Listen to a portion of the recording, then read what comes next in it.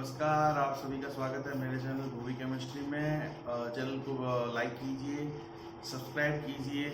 और आज अपन वीडियो में पढ़ेंगे अपने सरफेस केमिस्ट्री का भी कौन सा टॉपिक, सरफेस केमिस्ट्री का अपन टॉपिक पढ़ेंगे। एक तो मिशेल क्या होते हैं, मिशेल का फॉर्मेशन कैसे होता है, क्राफ्ट टेम्परेचर क्या होता है, क्रिटिकल मिशेल कंसंट्रेशन क्या होती है। उसके बाद पढ़ेंगे क्लींजिंग एक्शन ऑफ सोप्स, साबुन की मतलब ये सब उससे अपन सफाई की जो मैकेनिज्म है वो कैसे होती है। और उसके बाद अपन पढ़ेंगे प्रिपरेशन मेथड्स ऑफ कलर्स। ठीक है, तो स्टार्ट करते हैं अपन। ओके, फर्स्ट अपना टॉपिक आएगा अपने पास मिशेल। तो फर्स्ट टॉपिक अपने पास है मिशेल। मिशेल अपन ने पिछले वीडियो में पढ़ा था। मिशेल की एक टाइप के क्या होते हैं, कोलोइड होते हैं। कोलोइड होते हैं। यहाँ पे क्या होता है कि जब छोटे छोटे पार्टिकल्स होते हैं वो एग्रीगेट होते हैं। सीधी सी बात है कि जब हायर कंसंट्रेशन रखी जाती है इलेक्ट्रोलाइट्स की या कह सकते हैं अपन पार्टिकल्स की, तो वो एग्रीगेट हो जाते हैं। एग्रीगेट होके और उसके बाद वो फॉर्मेशन करते हैं मिशेल का।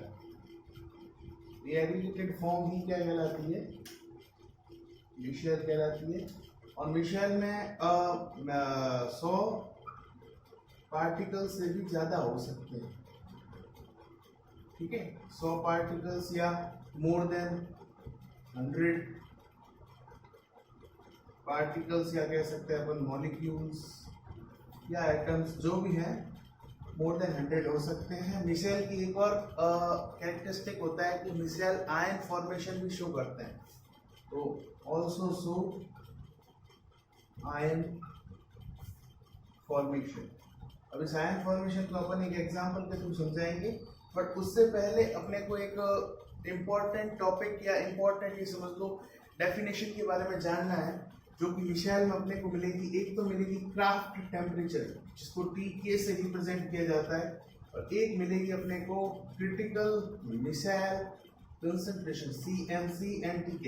तो इन दोनों की अपने को यहाँ पे क्या डेफिनेशन समझानी है। तो यहाँ पे डेफिनेशन क्या होगी, सबसे पहले अपन बात करते हैं TK, craft temperature. Craft temperature क्या होता है, तो ऐसा पर्टिकुलर टेम्परेचर, मतलब एक पर्टिकुलर टेम्परेचर के ऊपर क्या होता है, मिशेल फॉर्मेशन स्टार्ट होता है। तो वो एक पर्टिकुलर या लिमिटेड टेम्परेचर जो है वो कहलाता है craft temperature. Particular temperature above which Michel formation starts. Particular temperature above which Michel formation starts. ठीक है, ये होता है क्राफ्ट टेम्परेचर, और इसको रिप्रेजेंट किया जाता है TK से। ठीक है, तो ये 2 नंबर के क्वेश्चन छोटे छोटे हैं और आराम से पूछे जाते हैं भाई कि क्राफ्ट टेम्परेचर से आप क्या समझते हैं या क्रिटिकल मिशेल कंसंट्रेशन से आप क्या समझते हैं। उसके बाद बात करते हैं क्रिटिकल मिशेल कंसंट्रेशन की, CMC। क्रिटिकल मिशेल कंसंट्रेशन से अपना ये समझ लो, अपना मतलब अर्थ ये है या इसका मीनिंग ये है कि एक पर्टिकुलर कंसंट्रेशन जब आपके इलेक्ट्रोलाइट की हो जाएगी, यहाँ पे लिखा है हायर कंसंट्रेशन, तो एक पर्टिकुलर या लिमिटिंग कंसंट्रेशन आएगी, उसके बाद मिशेल फॉर्मेशन स्टार्ट हो जाएगा। तो वो पर्टिकुलर कंसंट्रेशन जिसके ऊपर मिशेल फॉर्मेशन स्टार्ट हो जाता है वो कहलाती है क्रिटिकल मिशेल कंसंट्रेशन। तो पर्टिकुलर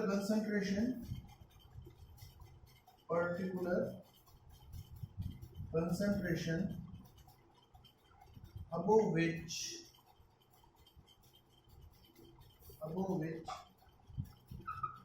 Michel formation starts। ठीक है, एक ऐसी पर्टिकुलर कंसंट्रेशन जिसके वो मिशेल फॉर्मेशन स्टार्ट होता है, तो वो कहलाती है अपने क्रिटिकल मिशेल कंसंट्रेशन। ठीक है, साबुन के लिए आई थिंक इसकी वैल्यू होती है 10⁻⁻4 या -3, ऐसा समथिंग कुछ इसकी वैल्यू होती है। उसके बाद अपन बात करेंगे, ये मैंने आपको मिशेल बताया, मिशेल में मैंने आपको क्राफ्ट टेम्परेचर CMC बता दी। अब बात ये आती है कि अपन ने ये कुछ इसके कैरेक्टरिस्टिक लिए, जैसे आयन फॉर्मेशन शो करता है, तो अपन को क्या करना होता है कि इसको एक एग्जाम्पल के थ्रू रिप्रेजेंट करना पड़ेगा, है ना। तो इसका एक एग्जाम्पल अपन ले लेते हैं मिशेल का। मिशेल को अपन रिप्रेजेंट कैसे करेंगे, ठीक है। एक एग्जाम्पल से अपन इसको शो करते हैं। मिशेल का सबसे बेस्ट एग्जाम्पल अपने को देखने को मिलता है अपना सोप। सोप या साबुन, ठीक है। तो सोप या साबुन मिशेल का सबसे बेस्ट एग्जाम्पल है, जिसमें अपन उसके बारे में पढ़ते हैं।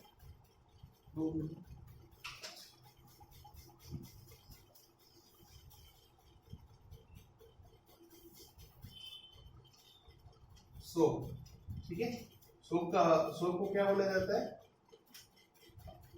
सोडियम स्टीयरेट, ठीक है। सोडियम स्टीयरेट भी बोला जाता है सोप को। तो सोडियम स्टीयरेट का फॉर्मूला क्या होता है, आपने पहले भी पढ़ा होगा छोटी क्लासेस में, C17H35 COONA। ये जब आगे डिसोसिएशन में जाता है तो C17H35 COONA, तो ये कौन कौन से दो आयन बनाएगा, एक तो बनाएगा नेगेटिव आयंस, तो ये बन जाएगा अपने पास नेगेटिव आयन, और ये बन जाएगा अपने पास पॉजिटिव आयन। अब अपन ने जब एसोसिएटेड कोवलेंट्स पढ़े थे तो उसमें अपन ने पढ़ा था कि उनके पास दोनों नेचर प्रेजेंट रहता है, लायोफिलिक नेचर भी प्रेजेंट रहता है और लायोफोबिक नेचर भी प्रेजेंट रहता है। उनके मतलब कुछ पार्ट जो होते हैं वो लायोफिलिक नेचर के होते हैं और कुछ पार्ट जो होते हैं वो लायोफोबिक नेचर के होते हैं। तो वो अपन देखते हैं। साबुन की जब बात की जाती है तो यहाँ पे ये वाला जो आयन बना है उसका, जिसको अपन स्टीयरेट आयन बोला जाता है, तो स्टीयरेट आयन को अगर बनाया जाएगा तो ये बनेगा C17H35 और COO नेगेटिव। अब यहाँ पे ये वाला जो पार्ट है, जो हाइड्रोकार्बन पार्ट है, ये हाइड्रोकार्बन पार्ट का जो नेचर होता है वो होता है आपके लायोफोबिक, और इस आयोनिक पार्ट का जो नेचर होता है वो होता है लायोफिलिक, ठीक है। तो यहाँ पे ये देख सकते हैं अपन कि मिशेल में दोनों तरह के नेचर प्रेजेंट है, ठीक है, और अपन इसको आसानी से एक्सप्लेन भी कर सकते हैं। उसके बाद अपना जो नेक्स्ट टॉपिक आता है, ये तो अपना मिशेल कंप्लीट होता है यहाँ पे। मिशेल के बाद आता है क्लींजिंग एक्शन ऑफ सोप, मतलब सोप जो है उसका क्लींजिंग एक्शन अपन कैसे समझाएंगे उसके बारे में पढ़ना है नेक्स्ट टॉपिक में। तो इस पर अपन लिखेंगे क्लींजिंग एक्शन ऑफ सोप। तो अपन ने क्या पढ़ा, पहले तो सोप का वही फॉर्मूला C17H35 COONA। जब ये आगे फर्दर डिसोसिएट होता है तो C17H35 COO minus plus Na plus, ये दो तरह के आयन बन गए। अब यहाँ पे ये वाला जो स्टीयरेट आयन है जिसमें लायोफिलिक और लायोफोबिक दोनों पार्ट प्रेजेंट है, तो अपन इस आयन को कैसे रिप्रेजेंट कर देते हैं, कुछ इस तरीके से, ठीक है। या इसको इस तरीके से अपन ने रिप्रेजेंट कर दिया, और या ये COO भी हटा दीजिए आप, और यहाँ पे आप लास्ट में एक माइनस लगा दीजिए। इसको जनरल रिप्रेजेंट अपन ने कर दिया। अब अपने को क्या पढ़ना है, क्लींजिंग एक्शन। तो सीधी सी बात है, जब आप सोप अप्लाई करते हैं तो जैसे कोई क्लोथ है उसके ऊपर ऑयल ड्रॉपलेट है या कोई मतलब डर्ट कह सकते हैं, गंदगी प्रेजेंट है, तो सोप क्या करेगा, जाके सोप वहां पे जाके मिशेल फॉर्मेशन करेगा। मिशेल फॉर्मेशन कौन सा पार्ट करेगा सोप का, तो जब ये तो दोनों पार्ट अलग हो जाएंगे, उसके बाद ये पार्ट रहेगा जिसमें ये वाला पार्ट तो क्या है इसका लायोफिलिक है, और ये वाला पार्ट क्या है लायोफोबिक। तो ये लायोफोबिक पार्ट जो होता है वो उस ऑयल ड्रॉपलेट के, या कह सकते हैं जो भी अपनी गंदगी लगी हुई कपड़े पे चिकनाई लगी हुई है, तो उसके चारों ओर जाएगा, उसके सराउंडिंग में मिशेल का फॉर्मेशन करेगा। तो मिशेल फॉर्मेशन कुछ इस तरीके से होता है, अपन देख सकते हैं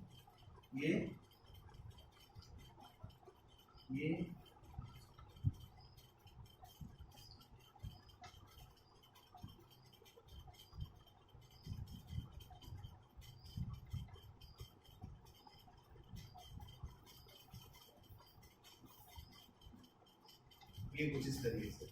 इस तरीके से ये क्या है ना कि बीच में तो रह जाती है अपने ऑयल या जो भी अपना ग्रीस है चिकनाई है, और यहाँ पे ये पूरा मिसेल फॉर्मेशन हो जाता है। तो मिसेल फॉर्मेशन में मोस्टली पार्टिसिपेट करते हैं लायोफोबिक पार्ट, और लायोफिलिक जो पार्ट है इसका वो वाटर के साथ इंटरेक्ट करता है। इसके आगे जो वाटर अपना यहाँ पे क्या है, डिस्पर्जन मीडियम है, तो वाटर के साथ ये इंटरेक्ट करते हैं। और उसके बाद क्या किया जाता है, जैसे मिसेल का फॉर्मेशन होता है, आप आसानी से जैसे आपने रब कर दिया, रबिंग, या कह सकते हैं मैकेनिकल एजिटेशन, मैकेनिकल एजिटेशन। कपड़े धोते हैं ना, तो कपड़े धोते टाइम उनको रब क्यों किया जाता है, या वॉशिंग मशीन में कपड़े धोते हैं वो घूमते रहते हैं, लगातार एजिटेट होते रहते हैं, तो इनका ये रीजन है, सीधी सी बात है कि पहले मिसेल का फॉर्मेशन होगा, उसके बाद कपड़ों को रब किया जाएगा, या मैकेनिकल एजिटेशन जो अपने वॉशिंग मशीन में होता है लगातार उसको घुमाना। तो इससे क्या होता है कि कपड़ों से वो मिसेल जो होते हैं वो अपनी जगह छोड़ देते हैं, और उसके बाद जब एक्सिस ऑफ वाटर से इनको धोया जाता है तो वो गंदगी बाहर निकल आती है और अपने क्लोथ जो होते हैं वो साफ हो जाते हैं। तो ये होता है क्लींजिंग एक्शन ऑफ सोप, कुछ इस तरीके से होता है। तो यहाँ पे मेन जो कैरेक्टर अपने मेन मिसेल फॉर्मेशन है, मिसेल फॉर्मेशन के बाद रबिंग और मैकेनिकल एजिटेशन, और उसके बाद उसको धो दिया जाता है, एक्सेस ऑफ वाटर के साथ साफ कर दिया जाता है। तो ये होते हैं अपने क्लींजिंग एक्शन ऑफ सोप। इसके आगे अपने मेथड आएंगे प्रिपरेशन मेथड्स ऑफ कोलर्ट्स। ठीक है, अपन प्रिपरेशन मेथड्स ऑफ कोलर्ट्स पढ़ेंगे।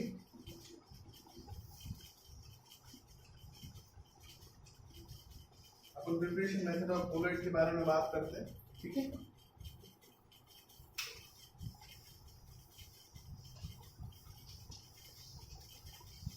प्रिपरेशन मेथड ऑफ कोलर्ट में अपना पहला मेथड होगा वो होगा ब्रेडिंग आर्क मेथड। तो सबसे पहले अपन किसकी बात करेंगे, braiding arc method. Braiding arc method, या इसको बोला जाएगा आपके इलेक्ट्रिकल डिस्पर्जन। ठीक है, इसी मेथड का नाम है इलेक्ट्रिकल डिस्पर्जन। बड़ा ही सिंपल मेथड है, ज्यादा हार्ड है नहीं। ठीक है, कुछ नहीं, इसमें एक तो अपने प्रेजेंट रहता है डिस्पर्जन मीडियम। डिस्पर्जन मीडियम की फॉर्म में यहाँ पे वाटर ले सकते हैं। ठीक है, ये अपना जो भी है वो हो जाएगा डिस्पर्जन मीडियम। उसके बाद जिस भी यहाँ पे मोस्टली ये मेटल्स के वोलेटाइल सॉल्यूशन बनाने के काम आता है। मोस्टली मेटल्स यहाँ पे यूज होते हैं, अर्जेंटम, ऑरम, प्लेटिनम, कॉपर। ठीक है, मोस्टली मेटल्स के सॉल्व्स बनाने में यूज होता है। तो जिस भी मेटल का आपको सॉल्व बनाना है उसके इलेक्ट्रोड लगा दीजिए आप यहाँ। ठीक है, जैसे मान लो अपने को गोल्ड का बनाना है, या कॉपर का बनाना है, या सिल्वर का बनाना है, जिस भी मेटल का अपने को बनाना है उसके अपन को यहाँ पे इलेक्ट्रोड लगा दीजिए, और उसको आगे इलेक्ट्रिकल सप्लाई से जोड़ देंगे अपन। ठीक है, ये हो गया। उसके बाद इस पूरे सिस्टम को रखा जाता है आइस बाथ में, मान सकते हैं अपन। इसमें यहाँ पे चारों साइड आइस भरी रहती है। आइस बाथ में इसलिए क्योंकि ये ठंडा रखने के लिए। इसको अपन आगे प्रोसेस पढ़ेंगे कि ये पूरा इसका यूज क्या होता है, मतलब क्यों आइस बाथ लगाई जाती है और क्यों इलेक्ट्रोड डिप किए जाते हैं। ये अपन ने रख दी यहाँ पे आइस, ये अपना डिस्पर्जन मीडियम, और ये अपने इलेक्ट्रोड। अब होता क्या है, सबसे पहली बात तो यही आती है कि ब्रेडिंग आर्क मेथड यूज होता है मेटल्स के सोल बनाने के लिए, जिसमें अर्जेंटम, ऑरम, प्लेटिनम, कॉपर, ये सारे मेटल्स सोल बनाए जाते हैं, मेटल सोल। ठीक है, होता क्या यहाँ पे, जिस भी मेटल का आपको सोल बनाना है उस मेटल के आपको इलेक्ट्रोड लेने पड़ते हैं। ठीक है, जैसे आपको गोल्ड का बनाना है तो आपको गोल्ड के इलेक्ट्रोड, प्लेटिनम का तो प्लेटिनम के इलेक्ट्रोड, और सिल्वर का तो सिल्वर के इलेक्ट्रोड लेने पड़ते हैं। उन इलेक्ट्रोड को क्या किया जाता है, डिस्पर्जन मीडियम में डिप किया जाता है। डिस्पर्जन मीडियम यहाँ पे कुछ भी हो सकते हैं, जैसे वाटर में हो सकता है नॉर्मली, उसके अलावा कुछ सॉल्यूशन हो सकते हैं, जैसे dilute solution of KOH, dilute solution of NaOH। तो डिस्पर्जन मीडियम में डिप किया जाता है। उसके बाद यहाँ पे high voltage electric arc, high voltage electric arc provide करवाई जाती है इनको। तो हाई वोल्टेज इलेक्ट्रिक आर्क होने से क्या होगा कि ये यहाँ पे जो टिप पे मेटल है, तो टिप पे जो मेटल जो होता है वो डायरेक्टली किसमें कन्वर्ट हो जाता है, वेपर फेज में। ठीक है, वेपर फेज में कन्वर्ट हो जाता है। ठीक है, जिसको अपन यहाँ पे ये शो कर सकते हैं कुछ इस तरीके से कि यहाँ पे वेपर फेज में ये कन्वर्ट हो जाता है, जो भी मेटल यहाँ पे टिप पे प्रेजेंट रहता है। अब यहाँ पे जो डायरेक्टली वेपर फेज में कन्वर्ट होता है, तो चारों ओर क्या लगी हुई है, आइस, आइस बात है। तो यहाँ पे वापस से ये वेपर क्या हो जाती है, कंडेंस हो जाती है, कंडेंस हो जाती है, और अपने को यहाँ पे मिल जाते हैं कोलोइडल पार्टिकल्स, कोलोइडल पार्टिकल्स। ठीक है, और इससे ये अपन क्या करते हैं, कोलोइडल सोल बना लेते हैं। तो बड़ा ही सिंपल मेथड है, कुछ करना नहीं है। हाई वोल्टेज आर्क लगाई जाती है, मेटल जो है यहाँ पे वेपर में कन्वर्ट होगा, और आइस के कारण वेपर क्या होती है, वापस से कंडेंस हो जाती है, और कंडेंस होने के बाद कोलोइडल पार्टिकल में कन्वर्ट हो जाती है। ठीक है, और ये कोलोइडल पार्टिकल्स अपन क्या बना लेते हैं, कोलोइडल सोल बना लेते हैं। और उसके बाद कभी कभी इसमें कुछ अमाउंट में इलेक्ट्रोलाइट ऐड किया जाता है, ताकि जो भी अपना कोलोइडल कह सकते हैं सिस्टम है, उसको स्टेबल किया जा सके। ठीक है, तो उसको स्टेबल बनाने के लिए कभी कभी कुछ अमाउंट में जैसे KOH हो गया, NaOH हो गया, ऐड कर दिया जाता है। उसके बाद ये तो हो गया ब्रेडिंग आर्क मेथड, बहुत सिंपल है, आसानी से समझ आने वाला है। उसके बाद बात आती है पेप्टाइजेशन प्रोसेस की। पेप्टाइजेशन प्रोसेस की बात आती है, तो अपन नेक्स्ट स्टार्ट करते हैं पेप्टाइजेशन प्रोसेस, है ना। Okay,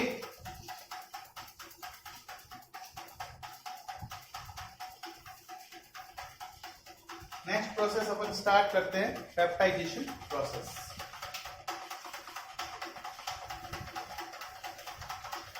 peptization process, peptization process जैसा नाम से पता चल रहा है, यहाँ पे पेप्टाइजिंग एजेंट का यूज किया जाता है। ठीक है, पेप्टाइजेशन प्रोसेस होता क्या है उसके बारे में पढ़ते हैं पहले। तो पेप्टाइजेशन, तो पेप्टाइजेशन प्रोसेस के बारे में होता क्या है, इसको पढ़ते हैं। पेप्टाइजेशन प्रोसेस के बारे में पढ़ेंगे अपन। तो पेप्टाइजेशन प्रोसेस में क्या होता है कि कोई भी फ्रेशली प्रिपेयर्ड प्रेसिपिटेट को कोलोइडल सॉल्यूशन में कन्वर्ट किया जाता है।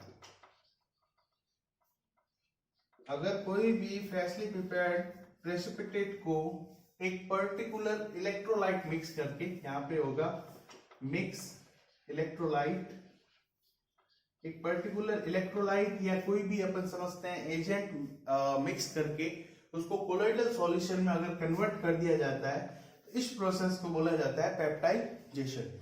और यहाँ पे जो भी आप एजेंट काम में ले रहे हो उसको बोला जाता है पेप्टाइजिंग एजेंट, पेप्टाइजिंग एजेंट। अब पेप्टाइजिंग एजेंट की फॉर्म में कौन कौन से सब्सटेंस काम कर सकते हैं, तो इसमें आते हैं एक तो शुगर, जिलेटिन, ठीक है, गम, और लास्ट में इलेक्ट्रोलाइट्स। ये पेप्टाइजिंग एजेंट की तरह काम कर सकते हैं। ठीक है, तो ये पेप्टाइजिंग एजेंट की तरह काम कर सकते हैं और पेप्टाइजिंग एजेंट की तरह काम करते हैं। और पेप्टाइजिंग एजेंट जो होता है वो क्या करता है, फ्रेशली प्रिपेयर्ड जो अपना कह सकते हैं अपन प्रेसिपिटेट है उसको कन्वर्ट कर देता है कोलोइडल सॉल्यूशन में। अब इसका एग्जांपल एक लेते हैं कि मेरे पास एक फ्रेशली प्रिपेयर्ड फेरिक हाइड्रोक्साइड का प्रेसिपिटेट है, और अगर मैं इसको कन्वर्ट करना चाहता हूं इसके सोल में या इसके कोलोइडल सॉल्यूशन में, तो मैं क्या करता हूं, FeOH3 जो मेरे पास प्रेसिपिटेट है उसके साथ में FeCl3 जिसमें सेम आयन प्रेजेंट हो, है ना, या इसका ले सकता हूं NH4OH, कोई भी इलेक्ट्रोलाइट ले सकता हूं जो मेरी मर्जी आएगी जिसमें सेम आयन प्रेजेंट रहेंगे। तो यहाँ पे मैं FeCl3 ये सॉल्यूशन ले लेता हूं इनका, तो यहाँ पे एक सोल बन जाता है FeOH3 और इसके आउटर साइड Fe3+ के आयंस जो है वो एड्सॉर्ब हो जाते हैं। और इस टाइप के सोल को बोला जाता है पॉजिटिव सोल। क्यों? क्योंकि इस सोल पे क्या चार्ज है? पॉजिटिव। अगर यहाँ पे OH माइनस आयंस का अगर एड्सॉर्प्शन होता तो नेगेटिव सोल बनता है। इसको रिप्रेजेंट करने का बहुत ही सिंपल तरीका है। एक गोला बना, गोले में ये आ गया अपना मेन जो सॉल्यूशन है और आउटर साइड क्या है? Positive positive positive positive positive positive positive. ठीक है, तो इसको ऐसे रिप्रेजेंट किया जा सकता है आसानी से, कोई प्रॉब्लम की बात है नहीं और बड़ा ही सिंपल मेथड होता है। तो पेप्टाइजेशन आई थिंक आपको समझ में आ गया होगा, बड़ा ही सिंपल प्रोसेस है, कुछ ज्यादा हार्ड नहीं है। कोई भी आपको इलेक्ट्रोलाइट मिक्स करना है जो कि स्टेबलाइज कर दे उसको प्रेसिपिटेट को कोलोइडल सॉल्यूशन में। उसके बाद कोलोइडल सॉल्यूशन जो होता है वो नेगेटिव भी हो सकता है, पॉजिटिव भी हो सकता है, जैसा वहां पे आयंस का एड्सॉर्प्शन होता है। उसके बाद अपन इसका लास्ट लेते हैं केमिकल मेथड्स। ठीक है, तो केमिकल मेथड्स के बारे में देखेंगे अपन।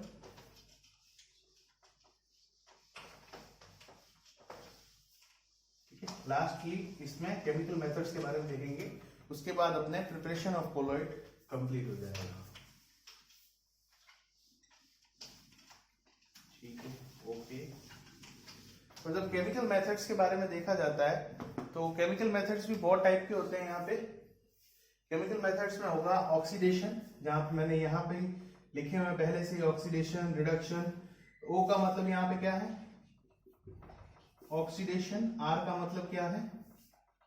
रिडक्शन। H का मतलब हाइड्रोलाइसिस, मतलब वाटर के साथ रिएक्शन। और DD का मतलब है डबल डिकम्पोजिशन। ठीक है, तो कुछ नहीं होता है यहाँ पे। जैसे ऑक्सीडेशन प्रोसेस है अगर आपका, तो यहाँ पे मैंने ये रिएक्शन लिखी है 2H2S plus SO2 gives 2H2O plus 3S। 3S मतलब सल्फर का सोल मिल रहा है अपने को यहाँ पे। तो इसी सिंपल सी बात है कि सल्फर का सोल बनाने के लिए मोस्टली ऑक्सीडेशन प्रोसेस यूज की जाती है। किया क्या जाता है वहां पे H2S के साथ कोई भी ऑक्सीडाइजिंग एजेंट की रिएक्शन करवाई जाती है। ऑक्सीडाइजिंग एजेंट में ऑक्सीजन हो सकते हैं, HNO3 हो सकता है, और भी बहुत से ऑक्सीडाइजिंग एजेंट होते हैं, SO2 है। तो वो क्या करते हैं? ऑक्सीडाइज कर देते हैं और सल्फर का क्या दे देते हैं अपने को? सोल दे देते हैं। उसके बाद बात आती है रिडक्शन की।